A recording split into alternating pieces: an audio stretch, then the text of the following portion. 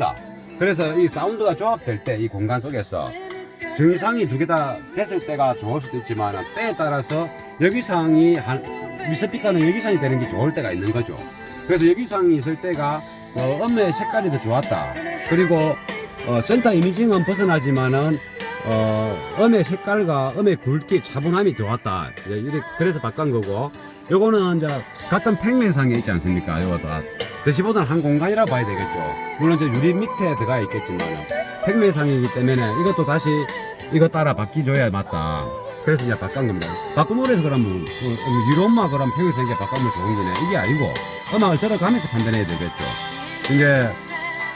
이게 3인치 두 스피커보다 여기상일 때는 3인치 두 스피커 기준으로 여기상일 때는 맑은 소리가 챙챙하게 나기는 하는데 약 한 2kg에서 1kg 그 사이가 캔슬링이 생기는 겁니다. 캔슬. 그 소리가 소멸되는 거죠. 캔슬은 소멸되는 걸 말하는 겁니다. 배음이라든가 정제파는 오히려 커지는 거고, 그게 이제 정제파는 커지가 좋을 게 하나도 없고, 배음은 저음에서 중저음 이런 쪽에서 발생하는 게 많기 때문에 배음 발생량은 적절하게 있을 때가 더 유리할 때가 많습니다. 넣는다고 다 좋은 건 아닌데, 만약에 깔끔한 베이스, 깨끗한 베이스, 모든 소리가 깔끔하게 다이아몬드처럼 소리 내고 싶다. 그러면 배음 발생량이 있으면 안 됩니다. 그 엔클로즈의 떨림마저도 있으면 안 됩니다. 그런데 그렇게 음악을 듣는 경우는 천에 한 명 매니아가 있을까 말까고, 나도 그런 음악을 좋아하는데 그걸 맨날 듣고 싶은 소리는 아닙니다. 그렇게 나오니까 야 장난 아니네, 너무 깔끔하네, 이런 이미지의 느낌은 받지만 그걸 내 차에다가 허구한 날 그 음악을 듣고 있으면 듣기 싫다 이 말이죠. 근데 한 번씩 들을 때는 좋다. 근데 배음 발생량이 없으면 그런 소리를 내는데 도움이 된다. 근데 통상적으로 우리가 푸근하고 반사음이라든가 모든 음악이 우리 귀에 익숙해져 있는 게 있기 때문에 그 색다른 거는 잠깐 좋고 계속 좋지는 않다. 근데 청각적으로 서로 궁합이 맞는 청취자라면 그 소리가 좋을 수도 있습니다.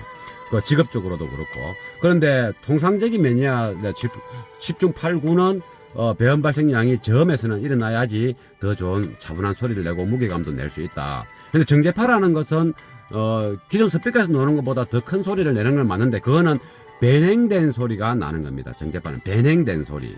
그래서 그 순음에서 벗어나는 거죠. 그래서 정제파는 좋지 않다. 주로 정제파는 이런 공간, 구석진 공간에서 많이 발생합니다. 근데 저기 없을 수가 그렇다고 여기 허범제를 넣을 수는 없지 않습니까? 넣어버리면 또 소리 탁해질 수 있는 거죠. 그리고 여기 나발처럼 이게 가만 가서 벌어져 있기 때문에 정제파가 많이 발생하는 건 아닙니다. 얘는 구석진 곳에 정제파가 발생할 수 있다. 근데 이제 캔슬링 지난 동영상에 설명을 한 게 있습니다. 캔슬 현상은 그 주파수끼리 만나서 똑같은 비슷한 주파수끼리 만나가지고 어느 특정적인 공간에서 반사음과 배음, 고음도 배음이 발생할 수 있고 정제파가 발생하고 반사음이 발생할 수 있는 겁니다. 저음만 그런 건 아닙니다. 특정적인 주파수, 이제 동일한 주파수 유사한 범위의 주파수들이 특정적인 공간에서 만나면 정제파처럼 커지는 게 아니고 캔슬됩니다. 오히려 정제파의 반대 소멸되는 거죠. 베이스만 소멸되는 거 아닙니다. 그래서 이게 역위상이고 저기 정위상이다 보니까 이 대시보드 상단에는 하나의 공간으로 봤을 때 약 아까 1kg에서 2kg 그 주변에 주파수 대역이 소리가 얇아진다. 크기가 적어진다. 그러므로 해서 어떤 현상이 나타나느냐, 소리의 순도가 안 좋아진다. 예를 들면 바이올린 소리다.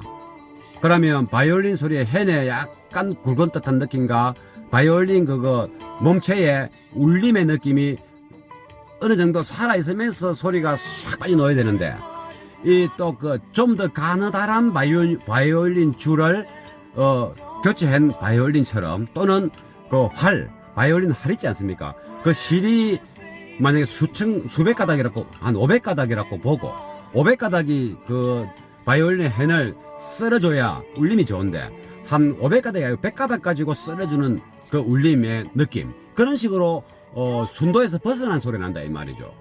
캔슬이 되면서. 그래서 충분히 이해되죠. 바이올린 그거 헨, 그거 활, 그 굵기를 설명하면.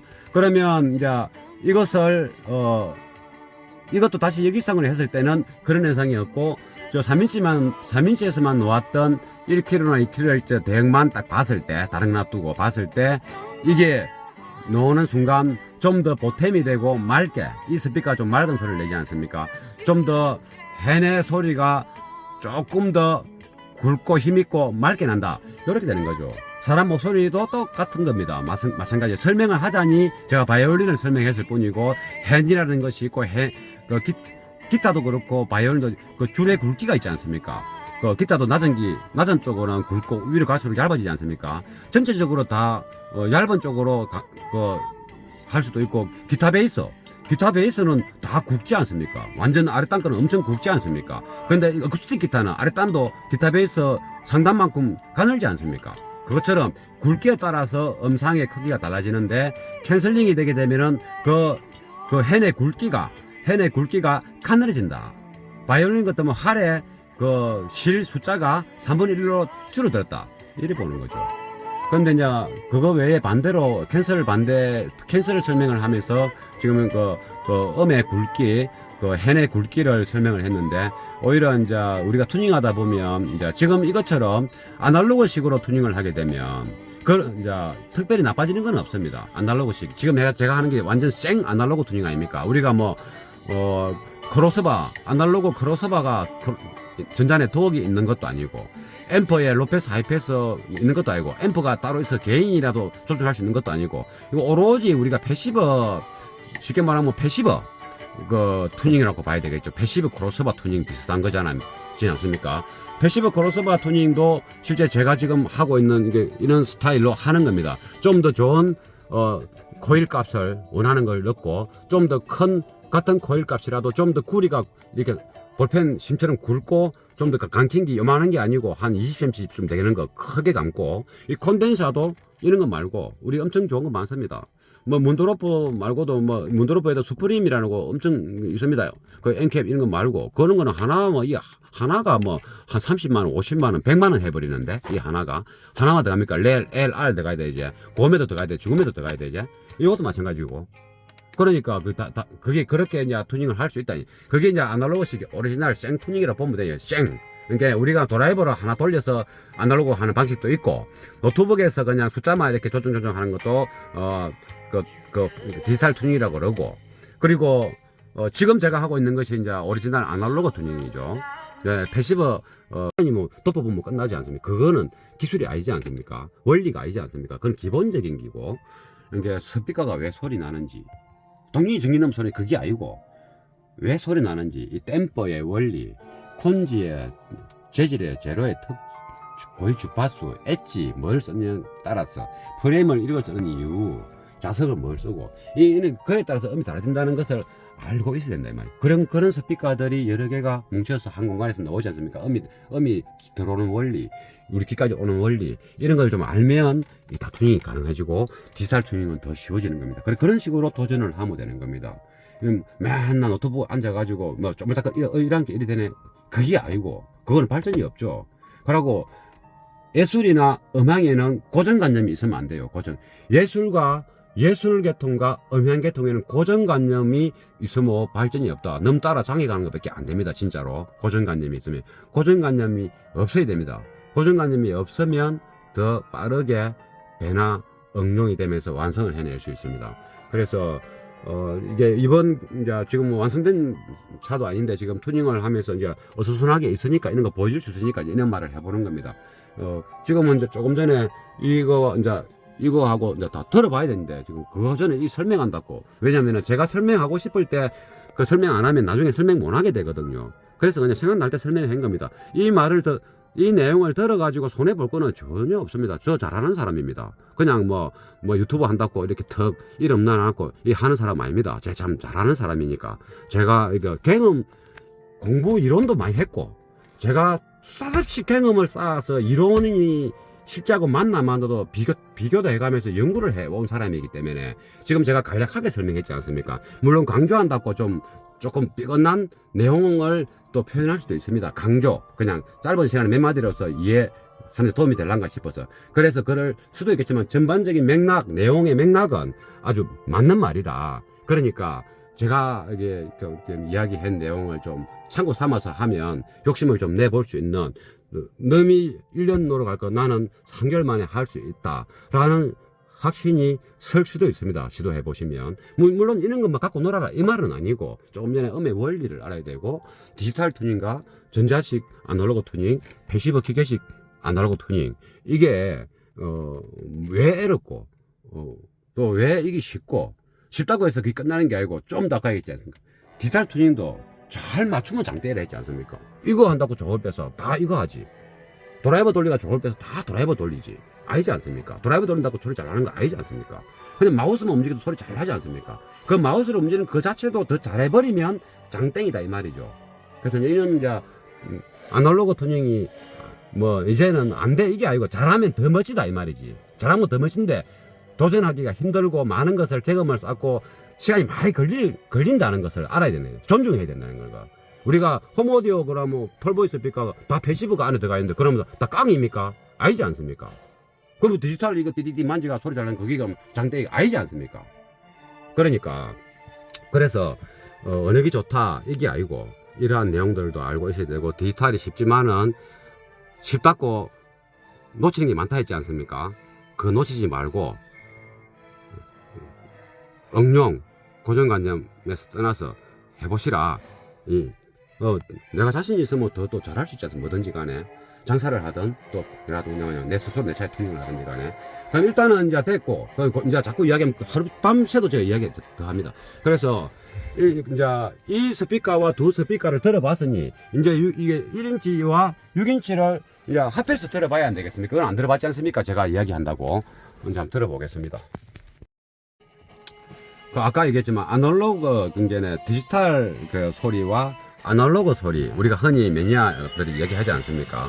아날로그적인 게 나는 소리 좋아, 난 디지털적인 게 소리 좋아 이런 식으로. 근데 아날로그는 이제 옛날에 테이프라든가 이런 것을 이제 소리를 아날로그 소리라고 이제 흔히 말할 수도 있고 그때는 아날로그 신호니까 테이프 소리 날 때까지가.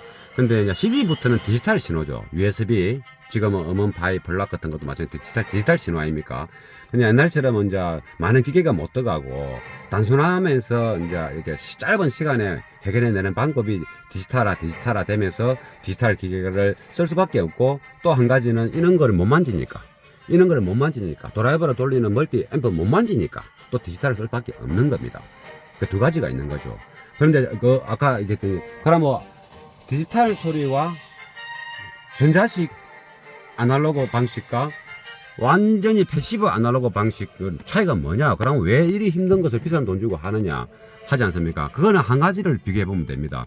우리가 진짜 멋진 사람이 남자든 여자든 멋진 사람이 뭐 이렇게 모자도 쓰고 선글라스 끼고 이렇게 마후라 뭐 스카프도 하고 벨트도 멋진 거 차고 신발도 뭐 이렇게 신고 뭔가 좀 팔에 뭐 이렇게 뭐 팔찌 이런 것도 이래 가지고 쫙 폼을 내 가지고 탁 있는 사람하고 그러면 이제 꾸미지 않습니까? 패션쇼, 액세서리쇼 이런 거 맨키로 꾸몄을 때의 그 사람의 느낌. 그러면 또 한 사람은 그냥 꾸민 것 같지 않은데 헤어스타일 딱 맞추고 적당한 표정에 자기의 몸집 비율에 맞춰 가지고 뭐 머리의 크기, 어깨의 크기, 허리 라인 크기, 하체 길이 크기 이게 비율이지 않습니까? 비율에 맞춰 가지고 뭔가 빼입은 것 같지 않은데 사람이 굉장히 좀 멋있어 보이는 거 있지 않습니까? 그러면 두 개 다 가만히 보는 게 너무 멋져. 와, 이렇게 하얗게 꾸민 사람도 멋지고 안 꾸민데도 멋진 사람이 있어. 근데 이 하얗게 꾸민 것이 디지털 소리라 하면 이렇게 안 꾸미는데 멋진 거 이걸 아날로그 소리라고 이렇게 보면 되는 겁니다. 대충 그냥 비교하자면 뭐 어떻게 뭐 소리를 말로서 비교를 못 하지 않습니까? 그래서 이제 이 아날로그적인 소리가 좀 이제 튜닝을 할 때 더 이렇게 세심하게 튜닝을 해야 될 수밖에 없다 보니까 이제 완성이 됐을 때는 사소한 이게 미처 놓칠 수 있는 디지털 튜닝에서 짧은 시간 튜닝하다 보면 미처 놓칠 수 있는 부분을 짧게 이제 튜닝을 해결해 버리지 않습니까? 아날로그 튜닝은 진짜 오래 걸립니다. 몇 달, 몇 년이 걸릴 수도 있어요. 근데 그렇게 하면은 그 하나하나 다 잡기 때문에 모든 것을 완전하게 소화하고 잡아내고 교체해보고 이거 하고 교체해보고 코일을 풀었다 감았다 아까 헨리 그 재는 기계 있죠. 그거 보고 그걸 감으면 몇 달째를 자른다 뜯는다 또 어느 회사 구리를 쓸지 또 요게 이제 고리를 감을 때 얼마나 크게 감을지 100바퀴를 만약에 30바퀴를 감더라도 뭐 지름이 5cm로 감는 것도 있을 것이고 같은 30바퀴를 감아도 지름이 40cm로 감을 수도 있다니 크게 다르지 않습니까? 또 구리가 어느 회사가 구리를 쓰면 또 소리가 또 달라지죠. 콘덴서도 마찬가지고 그러니까 그것들을 다 이거 바꿔보고 저거 바꿔보고 또 12dB 해보고 6dB 해보고 이렇게 시간이 엄청 걸리는 거예요. 아까 1000배면 100배 1000배 걸린다 했죠. 충분히 그리 걸리는 겁니다. 그래가지고 최상의 소리를 만들기 위해서 비싼 부품을 하나 몇십만 원 주고 사가지고 한 세트 바꾸려고 하면 몇백이 들어가는데 그 돈을 써가면서 그 에너지를 낭비해가면서 맞출 때 귀가 열리지 않은 사람은 도전을 하면 안 되겠죠. 판단이 안 되는데 그럼 귀가 열리고 음악 들지 않은 사람이 했을 때 그러면 그것을 못하는 부분, 이거는 부분을 없애고 이거 넣고 저거 넣고 이래가지고 수개월 동안 튜닝을 했을 때는 어느 정도 완전에 가깝게 됐을 거 아닙니까? 우리가 주로 이제 톨보이 뭐 몇천짜리 몇억짜리 이런 것 스피커를 기준으로 봤을 때 그 스피커 통만 잘 만들었다는 게 아니고 패시브 네트워크에 튜닝 기술이 더 많이 지용되는 겁니다. 그럼 통마 그래 그러면 우리 다 모방해서 RF이지 알고 사가 넣비고 그럼 소리가 나야 되는데 안 나지 않습니까? 그 본드가 중요한 게 아닙니다. 그 붙일 때 이 패시버의 기술 조금 전에 말씀드렸죠. 또 네트워크 패시버지만은 그 속에 또 다른 뭐 저항이라든가 콘덴서라든가 이런 게 들어가서 또 Q 값을 줄였다 뺐다 하는 것도 있고 너무나 할 거 많아요. 그런 상황에서 하다 보니까 아날로그 소리가 그래서 좀 더 완벽에 가까운 상태에서 탄생이 되니까 아날로그 소리가 좋다 이렇게 보는 거죠.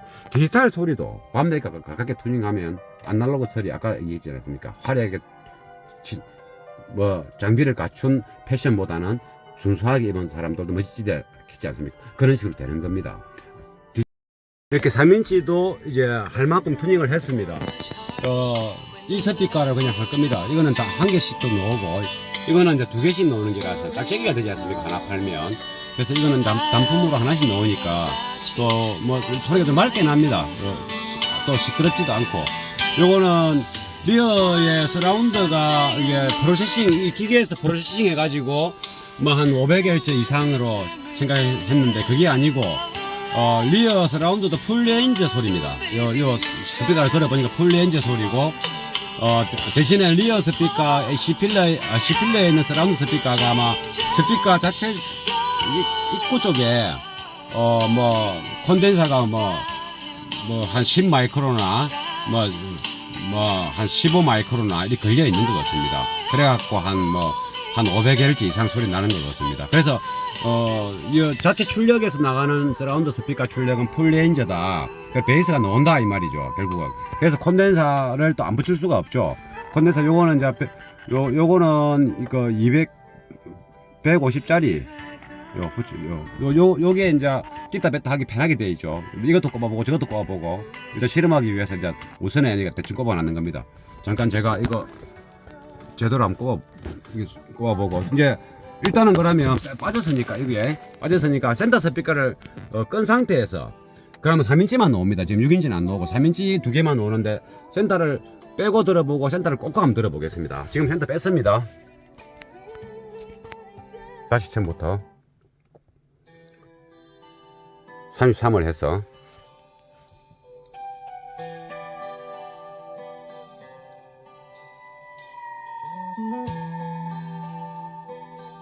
좀 더 크게 해야 되겠네. 40을 해야 되겠네.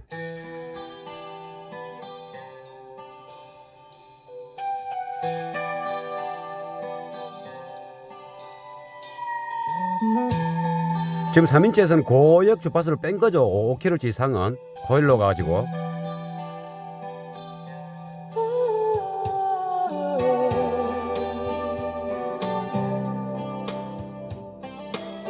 요 정도 하고 요 보름은 40을 했으니까 그러면 3인치를 한번 꼽아 보겠습니다. 3인치를 꼽으면 요 요래 놓고 하면 되겠네. 보름 좋게 올리갖고 느낄 수 있도록.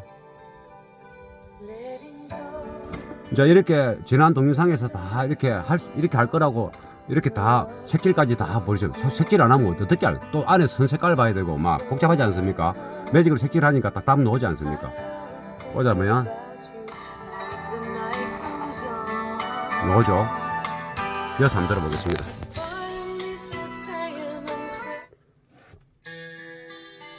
(40으로) 들었지 않습니까? 조금 전하고 많이 다르죠.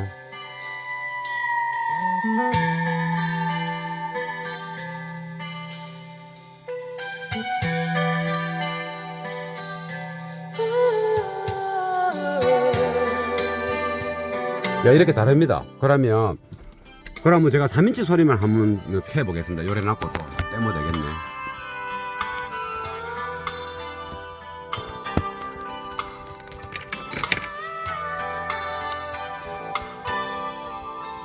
제가 이렇게 보이죠? 이렇게. 그러면 요거 선만 뽑으면 되지 않습니까? 이쪽 뽑고 이쪽 선 하나 더 뽑아버리면 이제 중음이 안 나오고 3인치만 나오는 겁니다. 여기만 나오는 겁니다. 한번 들어보겠습니다. 40으로 해가지고 여기 3인치 소리입니다. 3인치는 로페스 안 했습니다.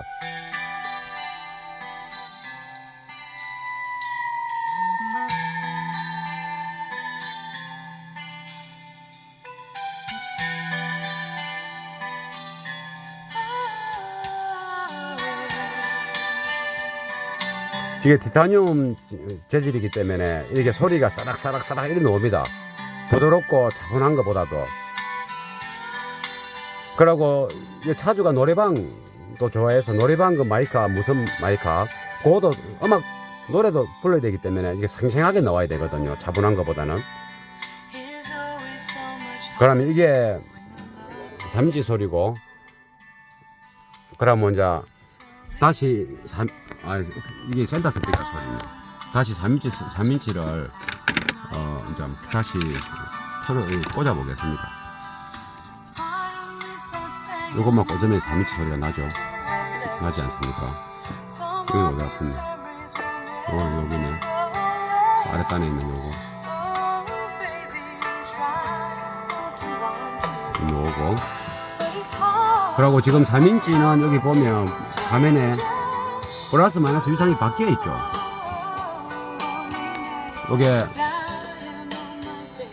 여기 3인치 나가는 선인데, 여기 스피커에 붙어 있는 선인데, 요 차에서 나오는 선입니다. 자출 데크에서 나오는 거, 빨간 거, 까만 거 있지 않습니까? 요 색깔 바뀌지 않습니까? 왜 이리 바꿨느냐?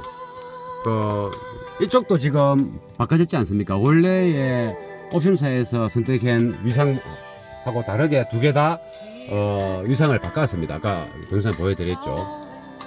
거기 바뀌었으니까 이 스피커는 평면상에 비슷한 위치에 있지 않습니까? 그러니까 이놈도 평면상에 비슷한 위치에 있으면은 같이 바꿔주는 게 더 유리할 때가 많은 겁니다. 왜냐면 이거 도어하고 이거는 바꾸는 이유는 도어에서는 측면으로 나오고 얘는 위로 나오지 않습니까? 이 두 개의 공간 거리가 큽니다. 그래서 이 사운드가 조합될 때 이 공간 속에서 정상이 두 개 다 됐을 때가 좋을 수도 있지만 때에 따라서 여기상이 위스피커는 여기상이 되는 게 좋을 때가 있는 거죠. 그래서 여기상이 있을 때가 음의 색깔이 더 좋았다. 그리고 센터 이미징은 벗어나지만은 음의 색깔과 음의 굵기, 차분함이 좋았다. 그래서 바꾼 거고, 요거는 이제 같은 평면상에 있지 않습니까? 요거 다 대시보드는 한 공간이라고 봐야 되겠죠. 물론 이제 유리 밑에 들어가 있겠지만 평면상이기 때문에 이것도 다시 이거 따라 바뀌줘야 맞다. 그래서 이제 바꾼 겁니다. 바꾸면 해서 그러면 유로마 그럼 평면상에 바꾸면 좋은 거네. 이게 아니고 음악을 들어가면서 판단해야 되겠죠. 이제 이게 3인치 두 스피커보다 여기상일 때는 3인치 두 스피커 기준으로 여기상일 때는 맑은 소리가 청청하게 나기는 하는데 약 한 2kg에서 1kg 그 사이가 캔슬링이 생기는 겁니다. 캔슬. 그 소리가 소멸되는 거죠. 캔슬은 소멸되는 걸 말하는 겁니다. 배음이라든가 정제판은 오히려 커지는 거고, 그게 이제 정제판은 커지가 좋을 게 하나도 없고, 배음은 저음에서 중저음 이런 쪽에서 발생하는 게 많기 때문에 배음 발생량은 적절하게 있을 때가 더 유리할 때가 많습니다.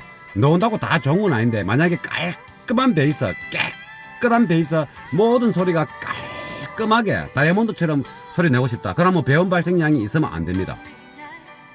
그 앵클로즈의 떨림마저도 있으면 안 됩니다. 그런데 그렇게 음악을 듣는 경우는 천에 한 명 매니아가 있을까 말까고, 나도 그런 음악을 좋아하는데 그걸 맨날 듣고 싶은 소리는 아닙니다. 그렇게 나오니까 야 장난 아니네, 너무 깔끔하네, 이런 이미지의 느낌은 받지만 그걸 내 차에다가 허구한 날 그 음악을 듣고 있으면 듣기 싫다 이 말이죠. 근데 한 번씩 들을 때는 좋다. 근데 배음 발생량이 없으면 그런 소리를 내는데 도움이 된다. 근데 통상적으로 우리가 푸근하고 반사음이라든가 모든 음악이 우리 귀에 익숙해져 있는 게 있기 때문에 그 색다른 거는 잠깐 좋고 계속 좋지는 않다. 근데 청각적으로 서로 궁합이 맞는 청취자라면 그 소리가 좋을 수도 있습니다. 그 직업적으로도 그렇고. 그런데 통상적인 매니아 10중 8구는 배음 발생량이 저음에서는 일어나야지 더 좋은 차분한 소리를 내고 무게감도 낼 수 있다. 근데 정제파라는 것은 기존 스피커에서 나오는 것보다 더 큰 소리를 내는 건 맞는데 그거는 변행된 소리가 나는 겁니다. 정제파는 변행된 소리. 그래서 그 순음에서 벗어나는 거죠. 그래서 정제파는 좋지 않다. 주로 정제파는 이런 공간, 구석진 공간에서 많이 발생합니다. 근데 저기 없앨 수가 없. 그렇다고 여기 허범제를 넣을 수는 없지 않습니까? 넣어버리면 또 소리 탁해질 수 있는 거죠. 그리고 여기 나발처럼 이게 가면 가서 벌어져 있기 때문에 정제파가 많이 발생하는 건 아닙니다. 이는 구석진 곳에 정제파가 발생할 수 있다. 근데 이제 캔슬링이죠, 캔슬링. 지난 동영상에 설명을 한 게 있습니다. 캔슬 현상은 그 주파수끼리 만나서 비슷한 주파수끼리 만나가지고 어느 특정적인 공간에서 반사음과 배음, 고음도 배음이 발생할 수 있고 정제파가 발생하고 반사음이 발생할 수 있는 겁니다. 저음만 그런 건 아닙니다. 특정적인 주파수, 이제 동일한 주파수 유사한 범위의 주파수들이 특정적인 공간에서 만나면 정제파처럼 커지는 게 아니고 캔슬됩니다. 캔슬. 오히려 정제파의 반대 소멸되는 거죠. 베이스만 소멸되는 거 아닙니다. 그래서 이게 역위상이고 저기 정위상이다 보니까 이 대시보드 상단에는 하나의 공간으로 봤을 때 약 아까 1km에서 2km 그 주변의 주파수 대역이 소리가 얇아진다.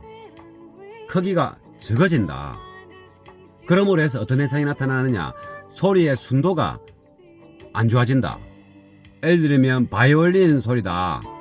그러면 바이올린 소리의 헨에 약간 굵은 듯한 느낌과 바이올린 그거 몸체의 울림의 느낌이 어느 정도 살아있으면서 소리가 싹 빠져나와야 되는데, 이 또 그 좀 더 가느다란 바이올린 줄을 교체한 바이올린처럼, 또는 그 바이올린 활 있지 않습니까? 그 실이 만약에 수백 가닥이라고, 한 500가닥이라고 보고 500가닥이 그 바이올린 헨을 썰어줘야 울림이 좋은데 한 500가닥이 아니고 100가닥 가지고 썰어주는 그 울림의 느낌, 그런 식으로 순도에서 벗어난 소리 난다 이 말이죠.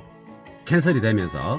그래서 충분히 이해되죠. 바이올린 그거 헨 그거 할 그 굵기를 설명하면. 그러면 이제 이것을 이것도 다시 역이상으로 했을 때는 그런 현상이었고, 저 3인치에서만 놓았던 1kg나 2kg 대역만 딱 봤을 때, 다른 거 놔두고 봤을 때, 이게 놓는 순간 좀 더 보탬이 되고 맑게, 이 스피커가 좀 맑은 소리를 내지 않습니까? 좀 더 헨의 소리가 조금 더 굵고 힘있고 맑게 난다. 이렇게 되는 거죠. 사람 목소리도 똑같은 겁니다. 마찬가지. 설명을 하자니 제가 바이올린을 설명했을 뿐이고, 헨이라는 것이 있고, 기타도 그렇고 바이올린도 그 줄의 굵기가 있지 않습니까? 그 기타도 낮은 쪽으로는 굵고 위로 갈수록 얇아지지 않습니까? 전체적으로 다 얇은 쪽으로 할 수도 있고, 기타 베이스는 다 굵지 않습니까? 완전 아랫단 거는 엄청 굵지 않습니까? 근데 어쿠스틱 기타는 아랫단도 기타 베이스 상단만큼 가늘지 않습니까? 그것처럼 굵기에 따라서 음상의 크기가 달라지는데, 캔슬링이 되게 되면은 그 헨의 굵기가 가늘어진다. 바이올린 같으면 활의 그 실 숫자가 3분의 1로 줄어들었다. 이래 보는 거죠. 그런데 이제 그거 외에 반대로 캔슬을 설명을 하면서 지금은 그 음의 굵기, 그 헨의 굵기를 설명을 했는데, 오히려 이제 우리가 투닝하다 보면 이제 지금 이것처럼 아날로그식으로 투닝을 하게 되면 이제 특별히 나빠지는 건 없습니다. 아날로그식. 지금 제가 하는 게 완전 생 아날로그 투닝 아닙니까? 우리가 아날로그 크로스바가 전단에 도어기 있는 것도 아니고, 앰프에 로패스, 하이패스 있는 것도 아니고, 앰프가 따로 있어 개인이라도 조정할 수 있는 것도 아니고, 이거 오로지 우리가 패시브, 쉽게 말하면 패시브 그 투닝이라고 봐야 되겠죠. 패시브 크로스오버 투닝 비슷한 거잖아요. 그렇지 않습니까? 패시브 크로스오버 투닝도 실제 제가 지금 하고 있는 게 이런 스타일로 하는 겁니다. 좀 더 좋은 코일 값을 원하는 걸 넣고, 좀 더 큰 같은 코일 값이라도 좀 더 구리가 이렇게 볼펜 심처럼 굵고, 좀 더 감긴기 요만한 게 아니고 한 20cm쯤 되는 거 크게 감고, 이 콘덴사도 이런 거 말고 우리 엄청 좋은 거 많습니다. 뭐 문드로프 말고도 뭐 문드로프에도 수프림이라는 거 엄청 있습니다. 그 엔캡 이런 거 말고, 그런 거는 하나 뭐 이 하나가 뭐 한 30만 원, 50만 원, 100만 원 해버리는데, 이 하나가 하나만 들어갑니까? LR 들어가야 되지, 고음에도 들어가야 돼, 중음에도 들어가야 되지. 이것도 마찬가지고. 그러니까 그게 그렇게 이제 투닝을 할 수 있다. 그게 이제 아날로그식 오리지널 생 투닝이라고 보면 돼요. 생. 그러니까 우리가 드라이버를 하나 돌려서 아날로그 하는 방식도 있고, 노트북에서 그냥 숫자만 이렇게 조정하는 것도 그 디지털 투닝이라고 그러고, 그리고 지금 제가 하고 있는 것이 이제 오리지널 아날로그 투닝이죠. 네, 패시브 자작하시는 분들 홈에서 하죠. 홈에서 이제 인클로저를 만들면 서브우퍼 뭐 한 발, 미드베이스 뭐 두 발, 중음 한 발, 고음 한 발, 이렇게 이제 포웨이가 되지 않습니까? 하나의 엔클로저 속에 통을 뭐 3단으로 쌌던 한 통 안에 다 넣었던 간에, 레퍼트에 아무튼 3웨이가 아니고 포웨이다. 그러면 앰프 하나 물리건 식이라고 봤을 때, 물론 그 홈에서도 베이스 앰프 따로, 중저음 앰프 따로, 중음 앰프 따로, 고음 앰프 따로 이렇게 멀티로 할 수 있습니다. 그런데 이제 지금 설명하는 것은 그거는 이제 전자식으로 크로스오버에서 앰프의 전단에다가 주파수 조정량과 그 신호의 크기, 세기 양을 조정하지 않습니까? 아날로그는 전자식 아날로그 투닝이고, 우리가 이제 그 DSP, 흔히 말하는 노트북에 꽂아가지고 숫자로서 이렇게 마우스로 조정하는 거는 디지털 프로세싱이라 그러는 겁니다. 그러면 이제 아날로그 프로세싱은 두 가지가 있겠죠. 그러면 우리가 드라이버 가지고 돌려서 조정하는 방식의 멀티 앰프 방식의 아날로그 투닝이 있고, 지금은 멀티 앰프가 아니고 단일 앰프 한 개 가지고 쉽게 말하면 3웨이, 4웨이 홈 오디오처럼 한다 했을 때는 지금 말하는 이런 코일 콘덴사 저항 값 가지고 조정하는 거죠. 그러고 위상 조절하고, 그러고 우리가 코일 이거 하나만 걸게 되면 6dB라 그럽니다. 로패스 6dB. 콘덴사 이거는 이제 하이패스 하는 거 아닙니까? 요 포장을 해놔서 요런 게 콘덴사 아닙니까? 요런 게 콘덴사고, 요런 게 콘덴사지 않습니까? 종류가 많죠. 또 다른 콘덴사 또 뭐 있노? 또 요는 아주 뭐 단순한 이런 콘덴사도 있고, 요거 제가 이 콘덴사 47 마이크로 이거 뭐 PG 그랜저 HG에 인기 좋지 않습니까? 센터 스피커. 아니 여러 가지 콘덴사가 있는데, 이런 콘덴사를 가지고 6dB를 했을 때 위상 전환이 전에 다른 동영상에 설명한 적이 있습니다. 이 코일 하이패스를 기준으로 봤을 때 콘덴사 하나 걸면 6dB 로 하이패스 되는 것이고, 콘덴사 걸고 나서 다시 이런 코일을 가지고 플러스 마이너스 또 이렇게 연결을 하면 12dB가 되는 겁니다. 그러면 기울기가 더 많아지죠. 그러면 또 위상 전환이 또 옵니다.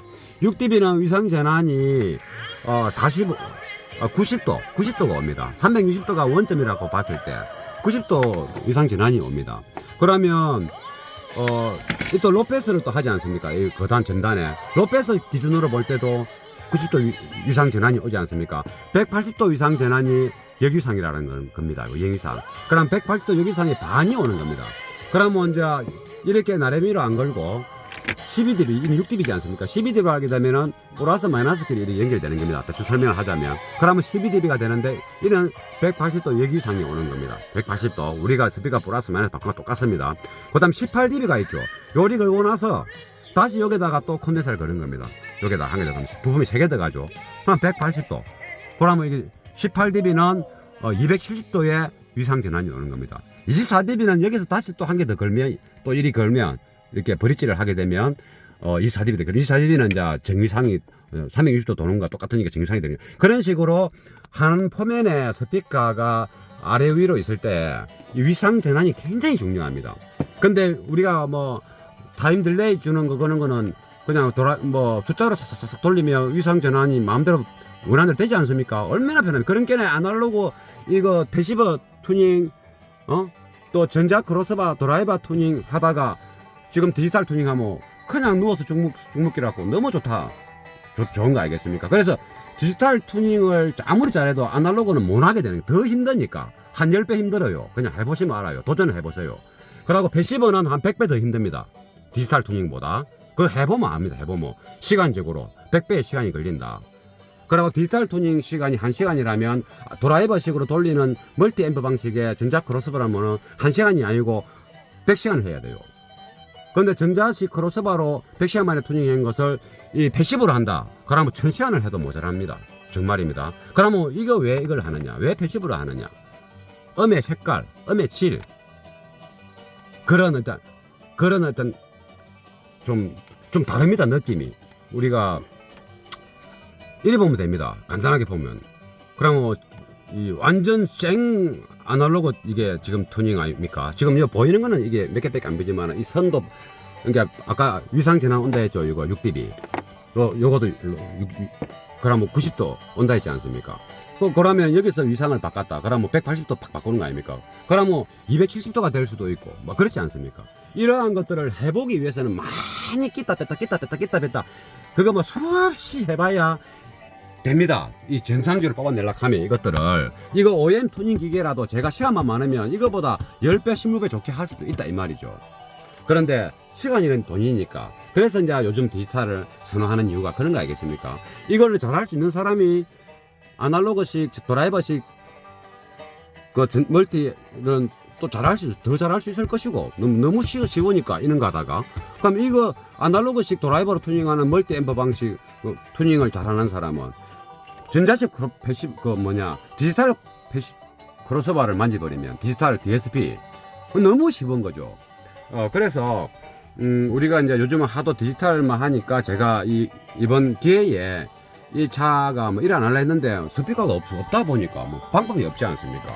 뭐 또 앰프는 추가 안 하고 그러니까 뭐 할 수 없이 이제 이걸 제가 하면서 뭐 많은 사람들이 아날로그 방식이 좋느냐 디지털 방식이 좋느냐 투닝이 하는데 이것든 저든 소리 이 모든 스피커가 장착되어 있는 걸 디지털이든 아날로그든 그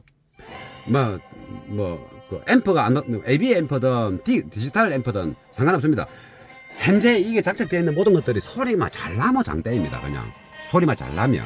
그런데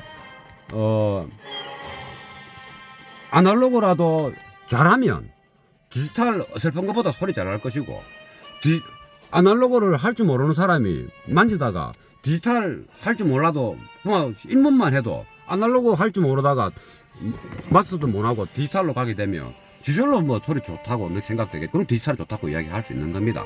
그래서 그런 말이 나올 수 있다 이 말이죠.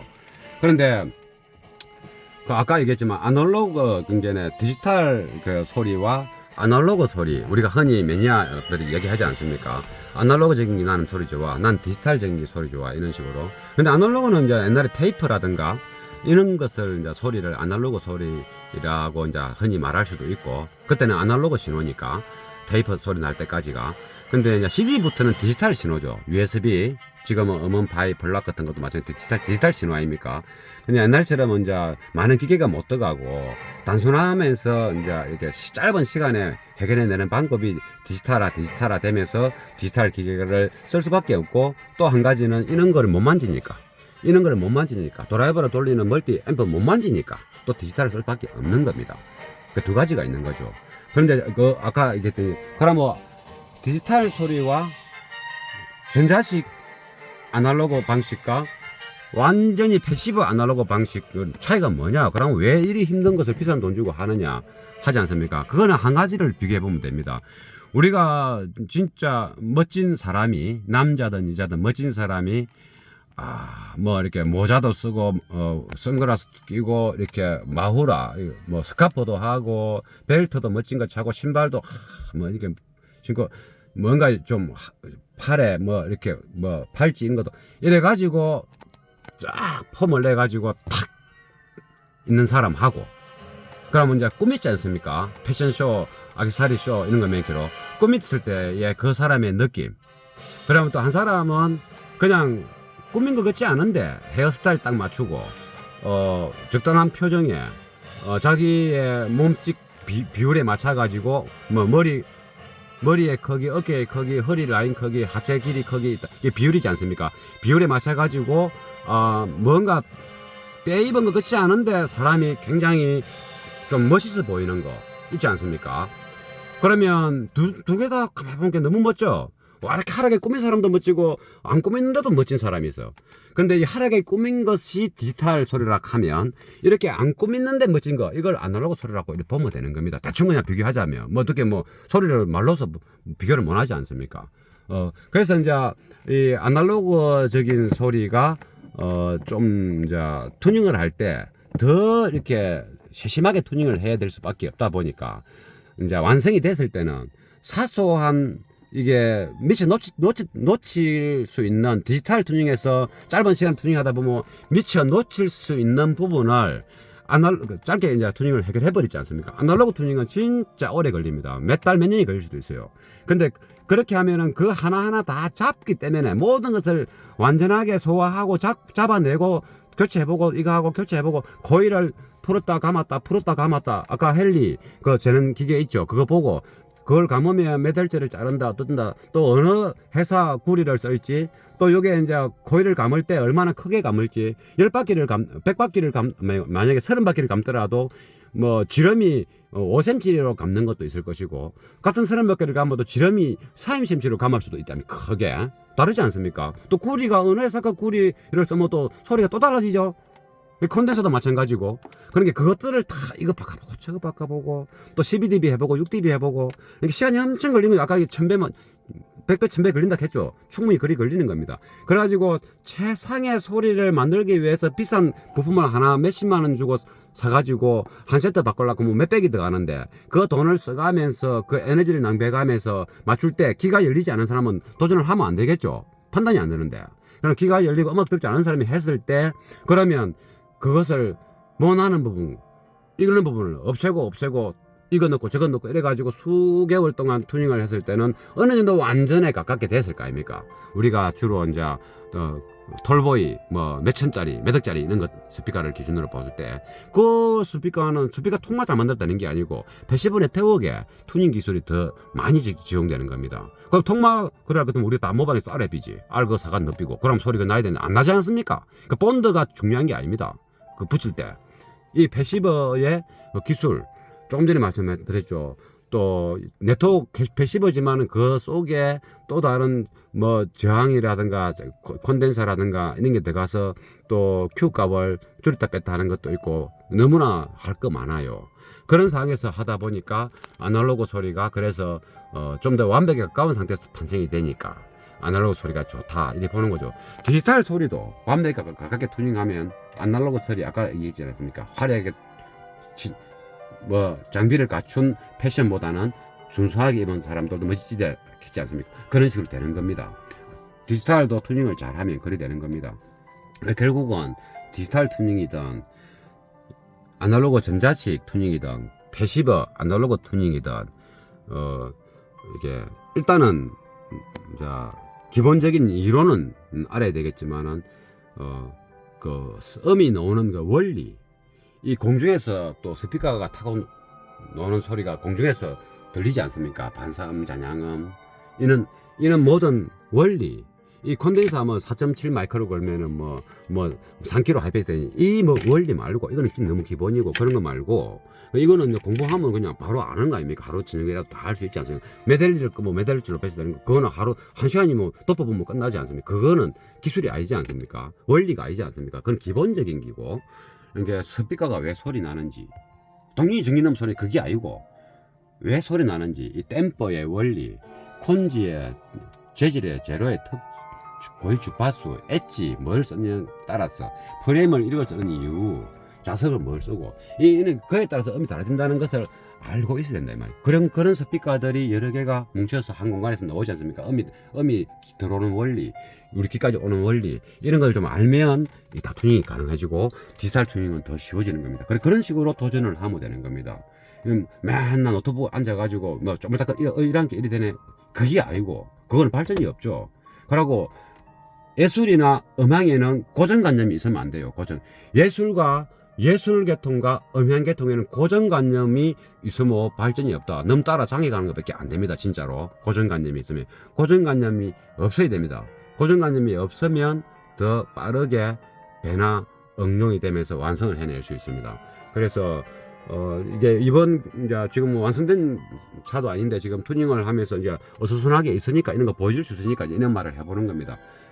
지금은 이제 조금 전에 이거하고 이제 다 들어봐야 되는데 지금 그거 전에 이 설명한다고. 왜냐면은 제가 설명하고 싶을 때 그 설명 안 하면 나중에 설명 못 하게 되거든요. 그래서 그냥 생각날 때 설명한 겁니다. 이 내용을 들어가지고 손해볼 거는 전혀 없습니다. 저 잘하는 사람입니다. 그냥 뭐 유튜브 한다고 이렇게 턱 이름 나눠놓고 이 하는 사람 아닙니다. 제가 참 잘하는 사람이니까. 제가 이거 경험, 공부 이론도 많이 했고, 제가 수없이 경험을 쌓아서 이론이 실제하고 만나도 비교도 해가면서 연구를 해온 사람이기 때문에 지금 제가 간략하게 설명했지 않습니까? 물론 강조한다고 조금 삐끗난 내용을 또 표현할 수도 있습니다. 강조. 그냥 짧은 시간에 몇 마디로서 이해하는 데 도움이 될란가 싶어서. 그래서 그럴 수도 있겠지만 전반적인 맥락, 내용의 맥락은 아주 맞는 말이다. 그러니까 제가 이게 이야기한 내용을 좀 참고 삼아서 하면 욕심을 좀 내볼 수 있는, 놈이 1년 노력할 거 나는 3개월 만에 할 수 있다라는 확신이 설 수도 있습니다. 시도해 보시면. 물론 이런 것만 갖고 놀아라 이 말은 아니고, 조금 전에 음의 원리를 알아야 되고, 디지털 투닝과 전자식 아날로그 투닝, 패시브 기계식 아날로그 투닝, 이게 왜 어렵고 또 왜 이게 쉽다고 해서 그게 끝나는 게 아니고 좀 더 아까 얘기했지 않습니까? 디지털 투닝도 잘 맞추면 장대를 했지 않습니까? 이거 한다고 저걸 빼서 다 이거 하지. 드라이버 돌리가 저걸 빼서 다 드라이버 돌리지. 아니지 않습니까? 드라이버 돌린다고 소리 잘하는 거 아니지 않습니까? 근데 마우스만 움직여도 소리 잘 하지 않습니까? 그 마우스를 움직이는 그 자체도 더 잘해버리면 장땡이다 이 말이죠. 그래서 이런 이제 아날로그 투닝이 뭐 이제는 안 돼 이게 아니고 잘하면 더 멋지다 이 말이지. 잘하면 더 멋진데 도전하기가 힘들고 많은 것을 경험을 쌓고 시간이 많이 걸린다는 것을 알아야 되는 거예요. 존중해야 된다는 거가. 우리가 홈오디오 그러면 톨보이 스피커가 다 패시브가 안에 들어가 있는데 그러면 다 깡입니까? 아니지 않습니까? 그리고 디지털 이거 띠디디 만지가 소리 잘나는 거기가 장대기가 아니지 않습니까? 그러니까 그래서 어느 게 좋다 이게 아니고 이러한 내용들도 알고 있어야 되고, 디지털이 쉽지만은 쉽다고 놓치는 게 많다 했지 않습니까? 그거 놓치지 말고 응용, 고정관념에서 떠나서 해보시라. 내가 자신 있으면 더 잘할 수 있지 않습니까? 뭐든지 간에 장사를 하든 또 내가 내 스스로 내 차에 투닝을 하든지 간에. 그럼 일단은 이제 됐고, 이제 자꾸 이야기하면 하루 밤새도 제가 이야기 더 합니다. 그래서 이제 이 스피커와 두 스피커를 들어봤으니 이제 이게 1인치와 6인치를 이제 합해서 들어봐야 안 되겠습니까? 그건 안 들어봤지 않습니까? 제가 이야기한다고. 이제 한번 들어보겠습니다.